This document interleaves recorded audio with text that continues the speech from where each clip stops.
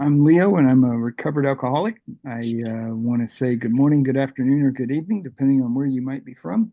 And otherwise, today we get things started off with the third step prayer. Rob? Okay, the third step prayer, which is on page 63 of your big book. God, I offer myself to thee, to build with me and do with me as thou wilt. Relieve me of the bondage of self, that I may better do thy will. Take away my difficulties, that victory over them may bear witness to those I would help of thy power, thy love, and thy way of life. May I do thy will always. All right. Thank you, Rob. All right. So I was gone last week, so thank you to Bill and to Rob for um, picking up the mantle and carrying it forward. We are now at the very beginning of chapter 6, Into Action. And we're going to learn a little bit more about the purpose of our step 4 in the beginning here. And also wanted to go over a couple of things as we get into this particular chapter and this particular paragraph and that sort of thing. A couple of things to note, or a thing to note, is above all, we need to get humility. So that's a big thing for us today. So page 72 at the very top there, Rob, if you'll get us started. I certainly will. Chapter 6, Into Action. Having made our personal inventory, what shall we do about it? We have been trying to get a new attitude, a new relationship with our Creator, and to discover the obstacles in our path. We have admitted certain defects. We have ascertained in a rough way what the trouble is. We have put our finger on the weak items in our personal inventory. Now these are about to be cast out.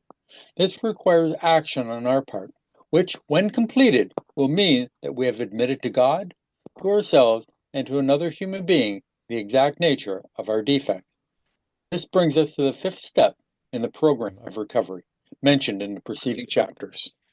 Okay, so before we go on, we've got a couple of words here to kind of look at. The obstacles is really this sentence. We have been trying to get a new attitude, a new relationship with our Creator, and to discover the obstacles in our path. That is really the purpose of step 4. So we're there. On top of that, obstacles and the weak items, which is in the following sentence. It also would include resentments, fears, conduct, and harms. So just as a review of those items that we go through. And then defects. These defects, the exact nature of our defects, basically those defects are driven by resentments. So just as a couple of things to talk about here with regard to kind of doing and finding out really what the purpose is of our step 4. Rob? Yeah, the title says it all. I was at Bill's study yesterday, and Bill has been on this chapter. And as he was saying, the chapter is called Into Action. It's not into thinking. The whole idea is not, we're going to do some work. Now we're getting down to the nitty gritty. Okay, we're getting a new relationship, a new attitude. And this is what it's all about, which always takes me back to page 27. And because this is what we're trying to accomplish here. Ideas, emotions, and attitudes, which were once the guiding forces of the lives of these men, are suddenly cast to one side, and a completely new set of conceptions and motives begin to dominate them. And that's what it's all about, is a new way of living. Instead of thinking about myself, being selfish and self-centered, okay, I'm starting to think about other people. What can I do for them instead of what can I get from them? Mitesh, what are you going to do for me today? No, it's what can I do for Mitesh? You know, and it's a whole new way of, and on page 27, they talk about being cast out. So twice there. Now remember why we do these things. We do it to ourselves for awareness, to God for forgiveness, and to another for humility. Mhm. The other thing I want to mention is that defects and shortcomings. So, some people talk about, that there's a difference. Shortcomings are something that happens after, are relatively new, and defects are something that we've had for a long period of time. No. According to Bill Wilson, excuse me, in a letter that he wrote this November 16th, 1965, defects and shortcomings are exactly the same thing. He just didn't like to repeat himself. Readers get bored reading the same words over and over again, so they don't pay attention. So he just used different words to mean the same thing. Okay, so if you really want a copy of that letter, I can tell you what the website is, etc. I'll put it in the chat just so you can have it for your own records and to show other people if they ever mention that. Okay, this is perhaps where we are on page 72, everybody. This is perhaps difficult, especially discussing our defects with another person. We think we have done well enough at admitting these things to ourselves. There is doubt about that. In actual practice, we usually find a solitary self-appraisal insufficient. Many of us thought it necessary to go much further. We would be more reconciled to discussing ourselves with another person when we see good reasons why we should do so. The best reason first. If we skip this vital step, we may not overcome drinking. Time after time, newcomers have tried to keep to themselves certain facts about their lives. Trying to avoid this humbling experience, they have turned to easier methods. Almost invariably, they got drunk. Having persevered with the rest of the program, I wondered why they fell. We think the reason is that they never completed their house cleaning. They took inventory all right, but they hung on to some of the worst items in stock. They only thought they had lost their egoism and fear. They only thought they had humbled themselves, but they had not learned enough of humility, fearlessness, and honesty in the sense we find it necessary until they told someone else all their life story. Right. And we're talking about the beginning here of what is our step five? Why are we doing our step five? And the results of doing it is to the purpose, meaning that to do it is actually very well, it kind of is a contract. So, talking to yourself, can tell yourself whatever you want, and you can admit to yourself whatever you want, and then you find yourself not really uh, um, living up to what you've committed to as far as your discussion, and in doing so, you lose your humility, and that will actually lead to another drink. There is a warning in here. It says if we skip this vital step, we may not overcome drinking. And the idea here is to get your life story, and we're just talking about your life story. So that's the only thing that applies to this step, and that is to talking to another person. It is just that important. By doing so, it's amazing what the feeling you get once it's all over with. Even if you are a bit exhausted, and you probably should feel a bit tired and worn out afterwards, but it also should be this huge weight off your shoulders. And so there's a few things there that happen that wouldn't otherwise happen if you just talked to yourself or admitted things to yourself and not to another person. Rob? Yeah, one of the wisest men I know, Bill S. from New Jersey, said, if it is broken or if it is spoken, it cannot be taken back. So, we can say it to ourselves all we want, but if somebody ever called us on it, no, I never said that. Hey, once you say it out loud, it is out there in the ether, as they say. So, you know, we have to remember this. Why do we do this? You know, and so I put in I hope everybody has the chat open and they can see some of the stuff that goes into the chat. Uh, and some of the flyers that are in there, download them, check them out when you get a chance. Okay, but why we do this is number one, new attitude. Number two, a new relationship. Okay, three, discover the obstacles in our path. Four, admitted certain defects. Okay, five, have ascertained in a rough way what the trouble is. And six, we have put our finger on the weak items. We've learned about ourselves. These are things that, sometimes we think certain things are assets. but they're not.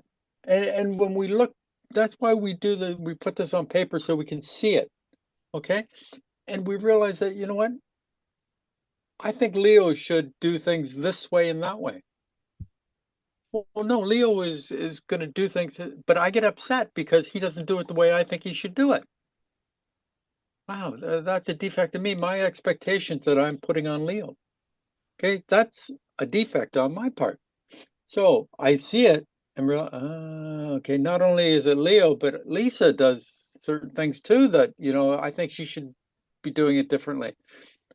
Okay, so it's a pattern I'm seeing. So I realize it. Then I have to stop. Then I can, work on it and stop putting my expectations on other people. And so now, a promise. These are about to be cast out. And a warning. If we skip this vital step, we may not overcome drinking. Because we think the reason is that they never completed step 4, their house cleaning. They took inventory all right, but they hung on to some of the worst items in stock. Mhm. If I don't change, nothing's going to change. It's me that has to make the change. It's not Leo and it's not Lisa. It's me. Stop putting my expectations on other people. Okay? Who will be happier in life? Me. Why? Because I'm not disappointed. And then Leo wondering, well, what's wrong with Rob? Well, why is he seems off? What's wrong with him? No, life is good again. Okay? They only thought they had lost their egoism and fear. They only thought they had humbled themselves. Remember, first thing that happens, we come into this program, we humble ourselves. I don't know what to do. The first thing we lose before we go back out, I got this. I know what to do now. Boy. And so, please keep that in mind. Hi, Karen. Good to have you here. We're on page 73. More than most people, the alcoholic leads a double life. He is very much the actor. To the outer world, he presents his stage character. This is the one he likes his fellows to see. He wants to enjoy a certain reputation, but knows in his heart he doesn't deserve it. Yeah, so we're talking a little bit about the idea that you're going to hide most of those faults or defects as best you can, even if they do come to the surface from time to time. The idea here is that the alcoholic seems to have what I call the volume. The volume to life is just turned up a little bit too loud in some of the defects that they have, and they get out there, and there's no fun in leading a double life. Kind of putting on this facade of what you are to the outside world and not being able to be your true self. And what I mean by being your true self is just being honest with yourself and being honest with other people.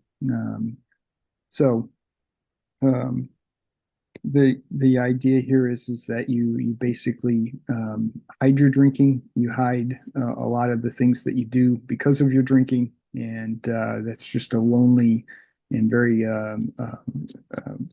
hard place to be. There's a lot of struggling that goes on. Rob? Yeah, I want to go back on one of the paragraphs, the paragraph before, because there was something that I forgot to say, and I want to just say it. They had not learned enough of humility, fearlessness, and honesty. In a sense, we find it necessary, and then told someone else, italics, all of their story. The most important thing is tell me what you weren't going to tell me. And that's what it comes down to, is the fact that, there are certain things that we hide. Okay, we don't want other people to know. We're embarrassed. We don't want people to think less of us. And until we get all this out in the open, okay, by telling another person and by telling God, okay, we're going to suffer. Okay, there's going to be that blockage, blocking ourselves off from God. Okay, so as wiser people than me have said, Tell me what you weren't going to tell me. What is it? And because what we think is shocking or is traumatic to us, other people have been through it and they understand, where we don't think other people will understand what we have gone through. We're we're not as unique as we think we are. And you know, what you've gone through, other people, and that's one of the beautiful things about AA. We can share things with other people in AA and they're not going to judge us. They're not going to look down on us. Why? Because a lot of them have gone through the same things and can help us get through it. And that's, the beauty, hey, if I'm going through a tough time, I can always go to Leo and say, you know what, Leo, what's your thoughts on this? And Leo can say, in my experience, because I've been through this before. Or Leo might say, you know what, I've never been through it, but you know what, I think Bill S. from New Jersey can help you out on that. So then I can go to Bill. And Bill might say, well, you know what, I've never been through it, but Mitesh has. So I go to Mitesh, and so we help each other out by our experience, strength, and hope. And that's where, one of the beautiful things about this program. The inconsistency, we're on page 73, everybody. The inconsistency is made worse by the things he does on his sprees. Coming to his senses, he is revolted at certain episodes he vaguely remembers. These memories are a nightmare. He trembles to think someone might have observed him. As fast as he can, he pushes these memories far inside himself. He hopes they will never see the light of day. He is under constant fear and tension. That makes for more drinking. Right. And I have personally, it was videotaped one time because of my problems and the way that I was acting and everything, and it was mortifying. I was just completely beside myself when I realized what I had done and said, um, being revolted is certainly a strong, but it's a very appropriate word on stuff that I vaguely remembered, but then got to see. Um, but there is this idea of trying to push these bad memories down deep. You want to try to hide from them, and hopefully you're thinking that nobody noticed, but you just don't realize as an alcoholic and one that was drinking just how much people actually saw of you and how much they remember, which just makes it even worse. So the it's the you really just have to get those out. This is part of this step 5, is taking those bad and ugly memories and getting them to the surface and talking about them to another person. It may feel like it's difficult, but the idea behind it is really refreshing when it's all finished and done. So this is part of the action that goes on. What we're talking about is what Rob was just saying, is tell me the things you weren't going to tell me. These are the things that we're talking about, or those memories that you've pushed down deep and hoped that nobody either saw or remembered themselves. Rob? Yeah, we're on page 73, everybody. Psychologists are inclined to agree with us. We have spent thousands of dollars for examinations. We know but few instances where we have given these doctors a fair break. We have seldom told them the whole truth, nor have we followed their advice. Unwilling to be honest with these sympathetic men, we were honest with no one else. Small wonder many in the medical profession have a low opinion of alcoholics and their chance for recovery. Yeah, because it's just not that easy to talk about. It's something that you don't want to expose to others. The doctors that you are going to for help, you don't talk about the things that you really need to talk about. I used to do that with a couple of therapists I had. I kind of played the game and tried to just appease those that were watching me go to the therapist, and I was just telling the therapist what I thought they wanted to hear. And it certainly got me nowhere, and it was really, truly a waste of time. It wasn't until I got to my most recent therapist, which I have been with or had been with for years. And that was where I just sat down and dropped my shoulders, opened my heart and my mind, and I just started talking about everything. And it was amazing at how much it helped once I finally did that. But it is, as a group, we tend to withhold the very thing that we're actually going to a doctor for help. The very thing that we need help with, that's the thing that we don't talk about. Rob? Yeah, you know, doctors, psychiatrists, therapists, etc., are there to help. We have to be honest with them. I know somebody that was in AA, and they were in the hospital, and their doctor said, "Well, how much do you drink?" And she said, "Well, just a couple." Oh, a couple of drinks. Well, yeah, I don't understand why you're in such bad shape.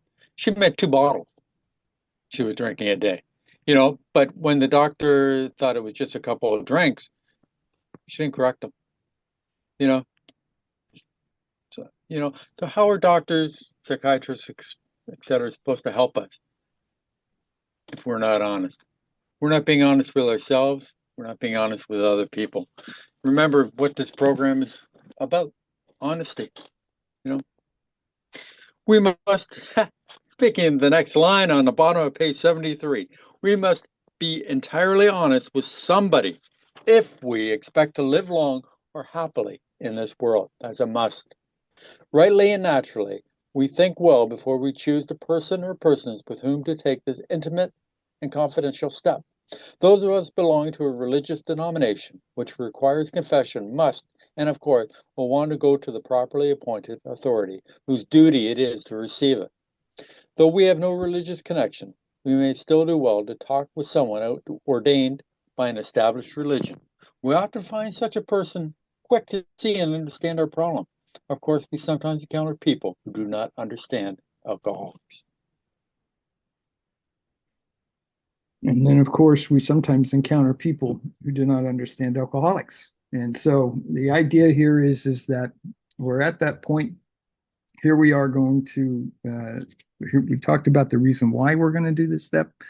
Now we're talking about the who we're going to do this step with. And that's an important step because obviously this complete honesty is going to be really hard to get out, and you want to make sure that the person receiving it is properly ready and understands what you're doing. Usually, this is going to be your sponsor. That's going to be who we talk about. Now, I know they talk about clergy, and that certainly is a viable person to go to. So if that is something that is important to you, then that's something that you should consider. Otherwise, it would be the best thing that you should probably do is seriously consider your sponsor. And if not your sponsor, then you really do need to find a trusted agent that you can explain what you're doing, how you're going to do it, why you're doing it, and with the expectations that you have so that they understand their role in doing so. So this is an important part of this step 5, and that is choosing the right person. Rob? Yeah. Now, remember when this book was written, there were only 3 groups. So there weren't, and sponsorship was not something that they had it back then, per se. So today it's a lot different. There's tons of people that are willing to sponsor and that you can go to and talk to. If you don't feel comfortable with talking to your sponsor, I think you need a new sponsor. I think you really need to look at, why you can't talk to your sponsor, because they're supposed to be that person. Okay. So keep that in mind. If we cannot or would rather not do this, we search out our acquaintance for a closed mouth, understanding friend, perhaps our doctor or psychiatrist or psychologist, will be the person. It may be one of our own family, but we cannot disclose anything to our wives or our parents which will hurt them and make them unhappy. We have no right to save our own skin at another person's expense.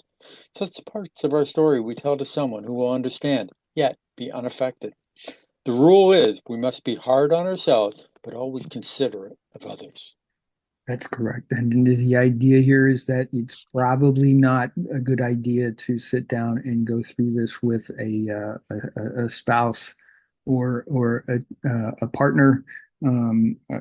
Otherwise, you might find yourself in a bit of a hard place. They may not understand and hear what you're trying to say, and then when they listen, they figured that they need to act upon that, and that can just really backfire on the purpose of why you're doing it, as well as doing it in your own progress can be stunted for doing so. The closed mouth and understanding friend.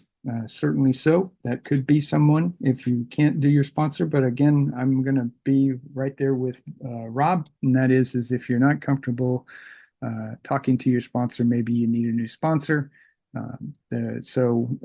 Let's make sure that you've chosen wisely with regard to your sponsor. But at the same time, I know of some people that will talk to one person about, let's call it 70% of everything that they've got to talk about, but they're more comfortable talking to another person about the other part. There's really two people in that role. I've seen that happen before. It seemed to be successful. So I think it's important that you're going to be the one that's 100% open and honest about everything. But it's usually a good idea to stick with just one person from start to finish. But there are a few things that I know that some people have felt more comfortable talking to others, and actually had two people that they completed their step 5 with. Rob? Great point, Leo. Great point. And if you take a look at the top of page 74, rightly and naturally, we think well before we choose the person or persons with whom to take the intimate and confidential step. So that there, right there, the big book is confirming you can use more than one person to hear your story. Notwithstanding the great necessity for discussing yourself with someone, it may be one is so situated that there is no suitable person available. If that is so, this step may be postponed only, however, if we hold ourselves in complete readiness to go through with it at the first opportunity. We say this because we're very anxious that we talk to the right person. It is important that he be able to keep a confidence, that he is fully understands and approve what we're driving at, that he will not try to change our plan, but we must not use this as a mere excuse to postpone. Yes, there's a couple of points here. First and foremost is that it is a step that can be postponed. I think that's you really are in a difficult situation if that's the case. The idea, and I'm not talking about postponing it because somebody like your sponsor was ready to talk to you on a Wednesday, something came up and you had to postpone until Friday. That certainly is what you want to do, but we're talking about the fact that you have not got a trusted agent or those that would be understanding and willing to listen to what you have to say. And you're postponing until you find the right person. You should be actively looking for that right person. This step should be like a coin burning a hole in your pocket to spend. You want to make sure that you get this done as soon as possible. The second note here is that it is important that he be able to keep a confidence, that he fully understand and approve what we are driving at, that he will not try to change our plan. So it's not their job to fix you. And that's an important note that sometimes you get in this back and forth. I know with my sponsor at the time that I did my step 5, the first couple of hours of that exchange was just that. It was an exchange. He kept, talking about his own situation as it compared to mine, and it kind of elongated the time, Process. the process. Yeah, it kind of elongated it, and so finally, I was able to politely get him to quiet down and just let me get my stuff out, and things were what they were supposed to be, and they moved a lot faster. The thing here too is why we're doing this and this is something that Rob talked about at the very beginning of this chapter, and that is that we admitted to God for forgiveness, to ourselves for awareness, and to someone else, which is what we're talking about here, for true humility, and that is very, very important. Rob? Yeah, and right here, it's got what to look for in a sponsor. It tells us it is number one. It is important that he be able to keep a confidence. You don't want somebody that's going around telling everybody your business, right? Okay. Number two, that he fully understand and approve what we're driving at. That's why it's so much easier to use a sponsor. They understand what we're doing and why we're doing it. You know, priest ministers, I'm sure they'll understand too. Some other people they might not. Okay. And three, that he will not try to change our plan. Okay. Now, that's what we look for in a sponsor. Somebody that will do these things for us. You know, so please keep that in mind. Top of page 75, everybody. When we decide who is to hear our story, we waste no time. We have a written inventory and we are prepared for a long talk. We explain to our partner what we are about to do and why we have to do it. He should realize that we are engaged upon a life and death errand. Most people approached in this way will be glad to help. They will be honored by our confidence. Absolutely, and that's an important note that they should feel how the sense of not only the sense of urgency of getting this done, which is really something that you should convey, but it also should be that they understand the seriousness of what you're doing and why you're doing it. And that is, of course, this life and death errand that we talk about.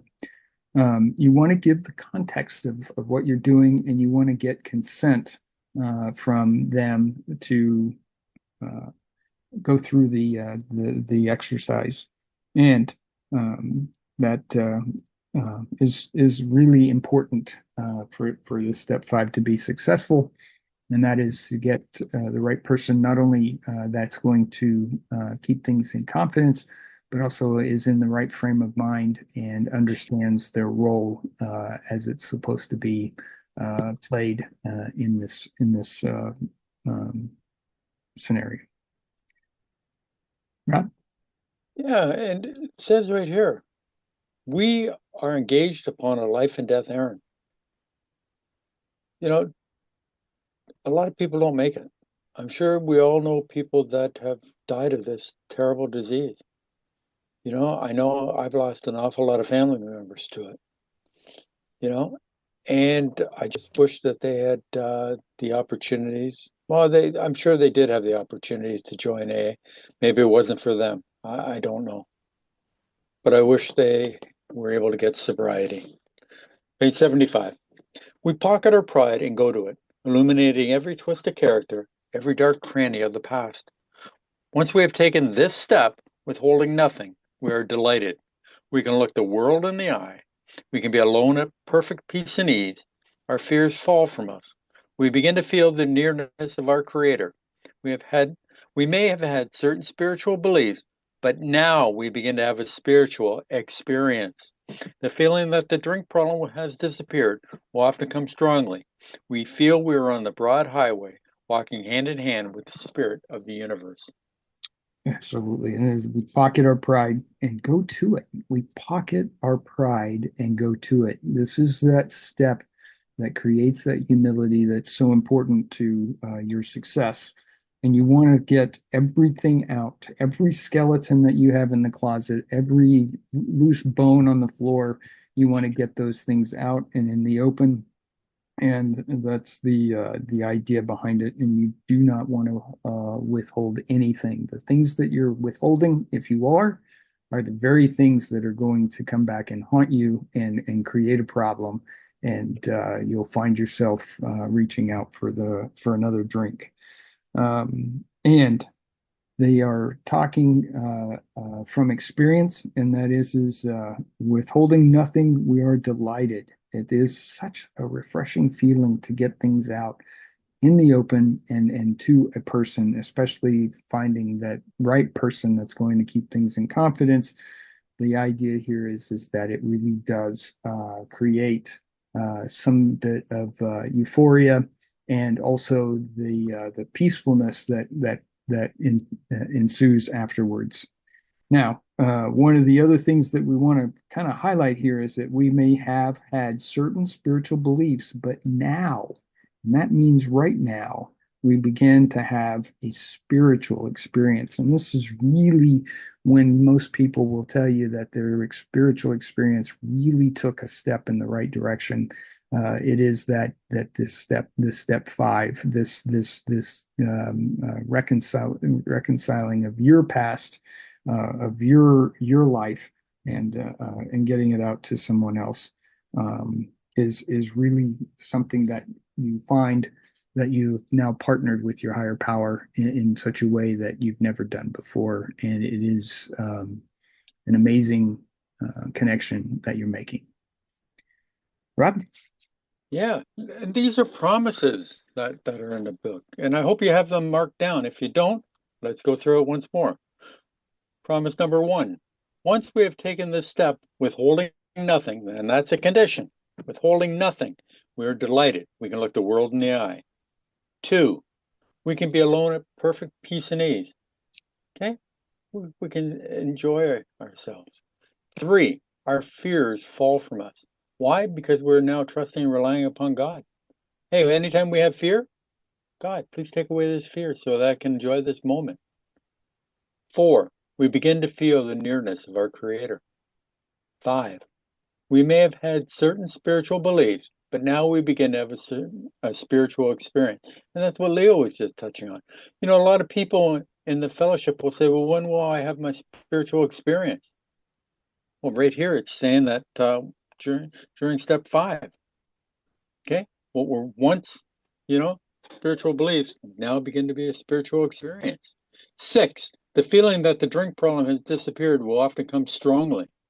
Seven, we feel we're on a broad highway, walking hand in hand with the spirit of the universe. So there's 7 promises in that one little paragraph.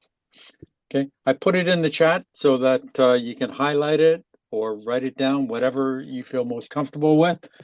Okay, or save the chat if you want, and get it when you get a moment. Returning home, we find a place where we can be quiet for an hour, carefully reviewing what we have done. We thank God from the bottom of our heart that we know Him better. Taking this book down from our shelf, we turn to the page which contains the 12 steps. Carefully reading the first 5 proposals, we ask if we have omitted anything, for we are building an arch through which we shall walk a free man at last. Is our work solid so far? Are the stones properly in place? Have we skimped on the cement put into the foundation? Have we tried to make mortar without sand? All right. So the idea here now is two. There's two of them. One is that once you've finished, you want a bit of time to yourself to really just absorb that good feeling. That makes sure that you are creating kind of this this euphoria that we've talked about, and really just doing that. But during this time, it's a good point to actually pick up the book, go through the first 5 steps. Once you get to step 5, you're thinking of your step 4, and you are just trying to make sure that you didn't forget anything. If you did, it's okay. Pick up the phone, get back with your sponsor, and talk about those items that you might have forgotten, but make sure that you get back and actually talk about them. The and then you sit down during that hour and you thank your higher power from the bottom of your heart for having the opportunity and the experience, and want to make sure that your work is actually solid. And we talk about building this ark that we're going to walk through, and are the stones properly in place? And it's a good time to put in there where we actually review the stones. They're reviewed on these pages, page 12, page 17, page 47, page 62. And obviously we're talking about the stones on this page, 75, and then on page 97. And Rob has put in the chat the statements or the writings that are attributed to the stones, and making sure that they're in place. And it's certainly something to sit down and talk through and review. Don't skimp on the cement. Make sure it's made properly. Make sure that you have done your part, and make sure that everything is solid and well built. Rob? Yeah, now let's review the what we do when we come home. Returning home, we find a place where we can be quiet for an hour, carefully reviewing what we have done. This quiet reflection is an important and intricate part of your sobriety. It is a personal moment of peace and ease to share with God. 2, we thank God from the bottom of our heart that we know Him better. You should have this new awareness of God, having a conversation with Him, and give thanks for your blessings. 3, taking this book down from your shelf, we turn to the page which contains the 12 steps. With the book in hand, you open to page 59. 4, carefully reading the first 5 proposals, we ask if we have omitted anything, for we are building an arch through which we shall walk a free man at last. We need to take a good look at what we have done so far at these first 5 steps are concerned. An honest reflection will bring great dividend. Okay, 5, is our work solid so far? Could I have done better? Am I missing anything? 6, are the stones properly in place? The main question here is if we were honest in what we have done so far. As if I said everything I have to. Have I got everything out? 7, have we skimped on the cement put into the foundation? Did I share my true feelings, or am I holding back? 8, have we tried to make mortar without sand? Am I just intellectualizing this? Or have these first 5 steps been from the heart? These are things we have to ask ourselves, and that's why we reflect back. And if we find out that we've missed something or we haven't said something that we should have, we let our sponsor know, or the person that heard our 5th step. We get it out. Okay, we want to be honest. We want all these things that have been blocking us off from God to be out. We're at the top of page 76 right now. If we can answer to our satisfaction, we then look at step 6. We have emphasized willingness as being indispensable. Are we now ready to let God remove from us all the things which we have admitted are objectionable? Can He now take them, every one? If we still cling to something we will not let go, we ask God to help us be willing. Right. And so we're talking now kind of as you finish up your step 5, we're just getting ready to start taking that very next step, which is step 6. We haven't done it yet. We're just reviewing the idea of what we're going to do. But the idea here is that we, because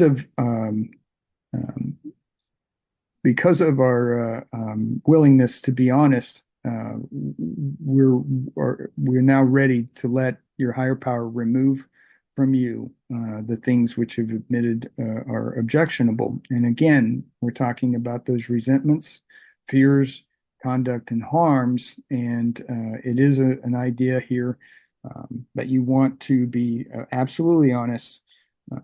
And if we can answer to our satisfaction, and that should be strong satisfaction, Then you have to be willingness to be a part of your higher power and willing to do so. That's just key to this next step, is that willingness to be a part of your higher power and allow your higher power to take away all of those defects of character and improve on that as you move forward. Rob? Yeah, we've emphasized willingness as being indispensable, and that's what we've started this right from the beginning, willing. Am I willing to believe that there may be a power greater than myself that can restore me to sanity? We start with willingness, then belief that it might happen, and faith that it could happen, that it will happen.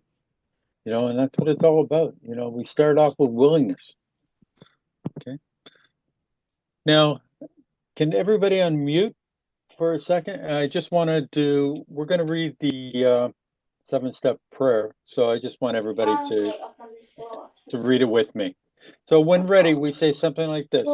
Everybody can join in. My Creator, I am now willing you should have all of me. Good and bad. I pray that you now remove from me every single defect of character that stands in the way of my usefulness to you and my fellows. Grant me strength as I go out from here. Do your bidding. Amen. Amen. Amen. We have now completed step 7. Wow. So see how quick these things happen once you've completed your step 5. It is important that you realize that, but it is also important that you have truly made the decision to allow your higher power to take away these defects of character. And by doing that, you've completed your step 6. And then when you do this 7th step prayer, as we call it, you are then now thanking your higher power for taking those defects of character and being able to really put on a new suit and really realize that now you can be not leading a double life, but leading that single, honest, and open and wonderful life that you can do just as yourself and with a new found commitment to doing the right thing and also not drinking. Rob? Yeah, and the step 3 prayer and step 7 prayer, put them together because you have the amen at the end of the step 7, which is the end of the prayer. So I want to thank everybody for unmuting and doing it together. I appreciate that. Now we need more action, without which we find that faith without works is dead. Let's look at steps 8 and 9. We have a list of all persons we have harmed and to whom we are willing to make amends. We make it when we took inventory. We subjected ourselves to a drastic self-appraisal.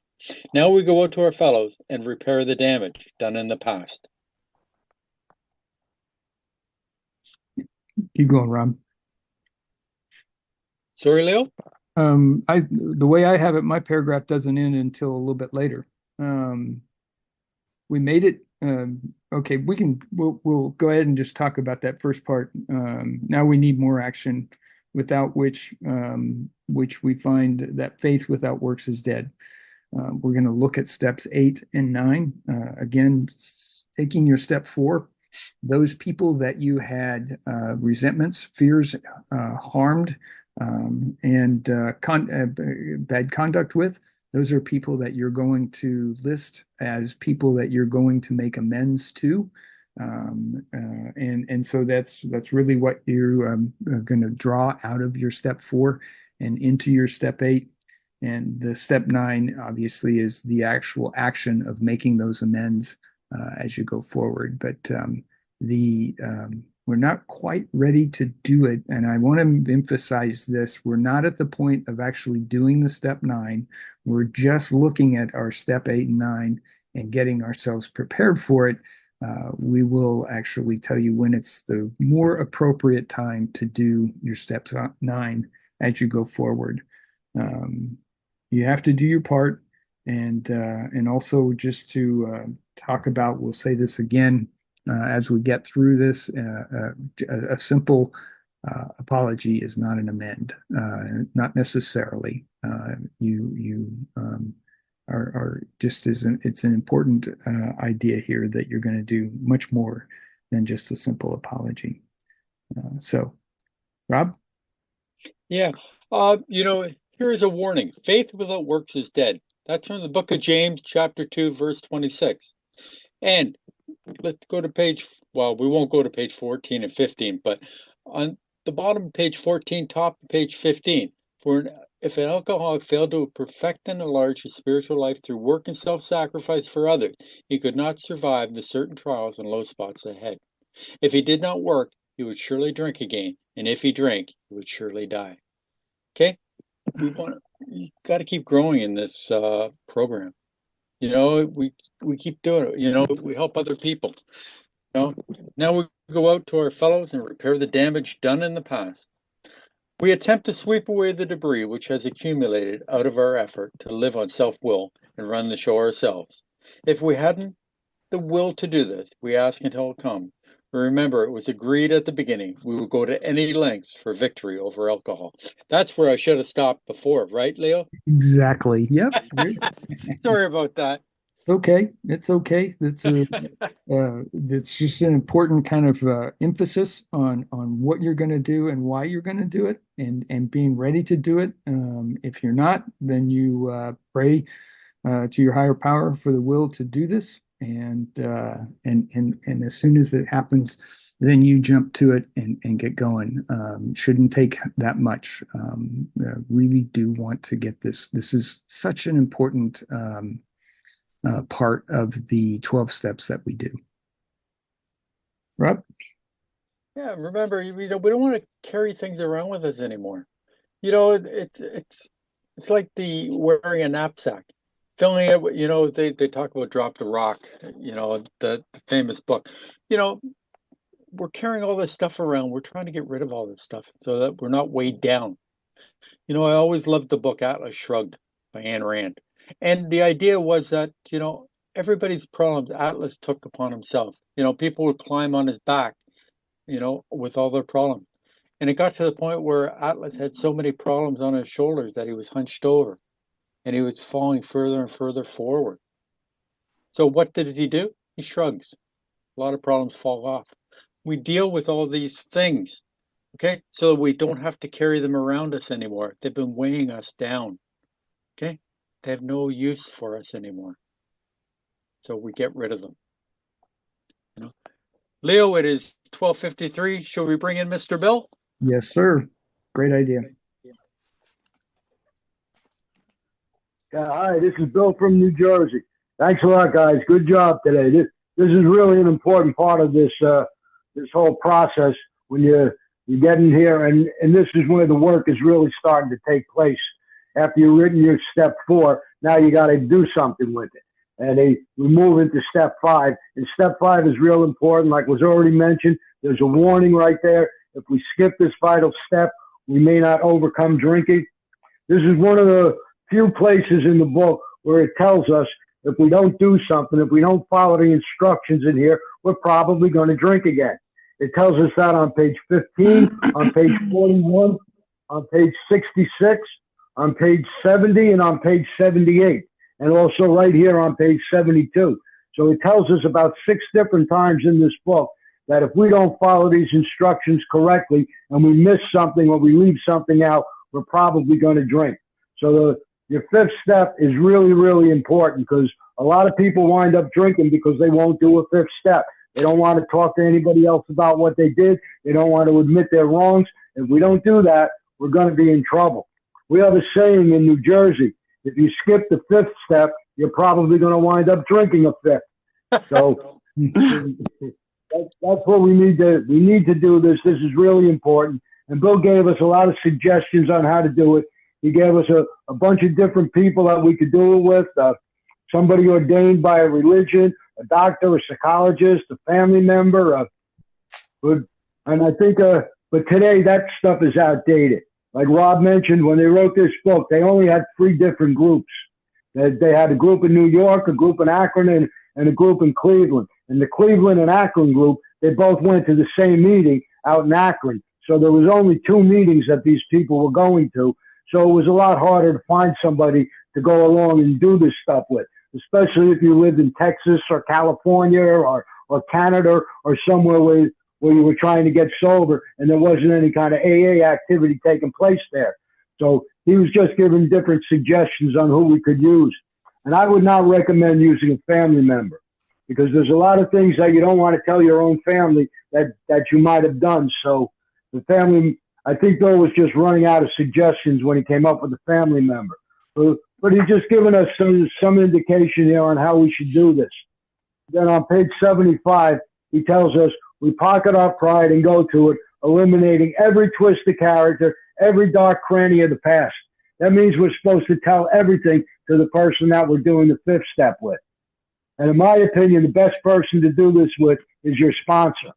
Like Rob said, if you can't talk to your sponsor, you need to find a different sponsor. Something's wrong with that relationship.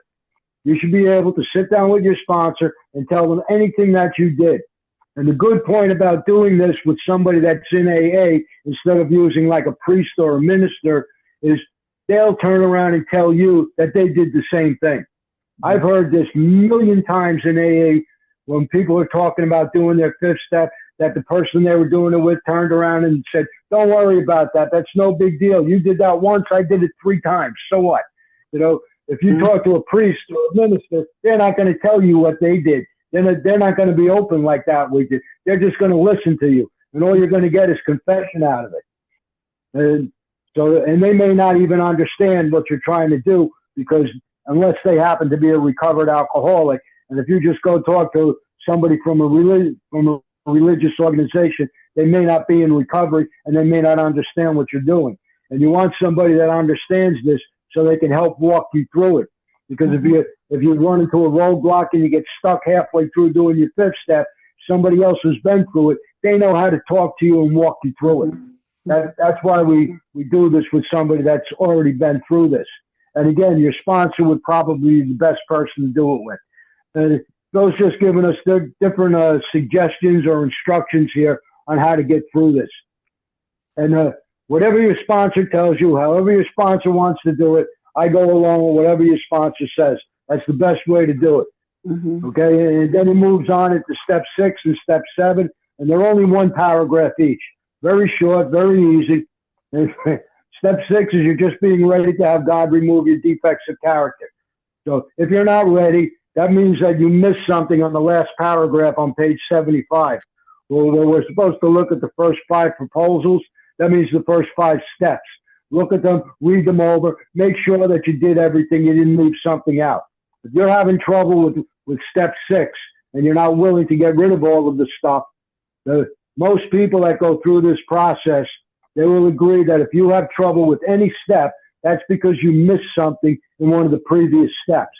That's why the steps are in order, because one step leads to the other, and if you're having trouble with step 6, you missed something in one of the first 5. And probably you missed something in step 1. That seems to be where most people miss stuff because they don't really believe they're powerless. Like, yeah, well, everybody else is saying they're powerless, so I'll say it too. But I could still handle this every once in a while. Yeah, they didn't get step 1. Because once you get step 1 and you realize your life depends on this, you'll be willing to do this. And when you get to this point where you're willing to have God remove all of the, it says here in the book, all that are objectionable, all the objectionable things. If you're not willing to get rid of everything, all your character defects, just try getting rid of them and see if your life doesn't get better. It doesn't say anywhere in this book you can't take them back.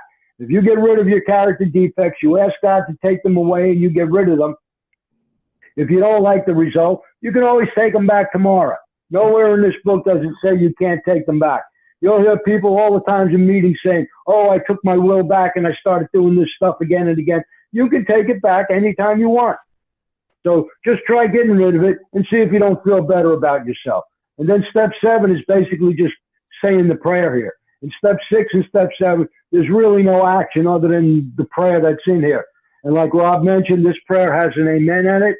Most people believe that step 3 is the beginning of the prayer and step 7 is the end of the prayer. And all the little prayers in between, the 4th step prayers and the 5th step prayers that are in here, that's all one big long prayer that we're going through when we're saying this.